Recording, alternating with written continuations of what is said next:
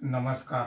मी Shridhar Kulkarni, MP. Registered mutual fund distributor, ARA number 1764. आज आपल्याला भारतीय शेअर बाजारात काय घडामोडी घडल्या या संदर्भात थोडक्यात माहिती सांगणार आहे. आज आठवड्याच्या पहिल्या कामकाजाच्या दिवशी सकाळी शेअर मार्केट सुरू झाल्यावर तेजी होती. 11:30 नंतर मात्र मार्केटमध्ये घसरण झालेली आहे. मार्केट बंद होताना सेन्सेक्स हा 372 पॉईंटने घसरून 76,728 वर बंद झालेला आहे. निफ्टी हा 110 पॉईंटने घसरून 23,946 वर बंद झालेला आहे. आजच्या कामकाजामध्ये BSE healthcare index 0.95%, BSE power index 0.57%ने वर आहे. BSE ॲटो इंडेक्स सर्वात जास्त म्हणजे 2.11% खाली आहे.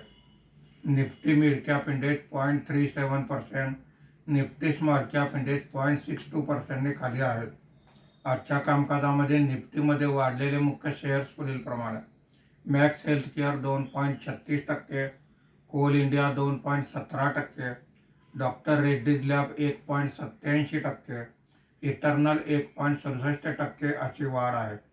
आज निफ्टीमध्ये घसरलेले मुख्य शेअर्स पुढीलप्रमाणे: Kotak bank 3.30%, Mahindra and Mahindra 2.80%, Adani enterprises 2.49%, InterGlobe aviation 2.47% अशी घसरण आहे. धन्यवाद.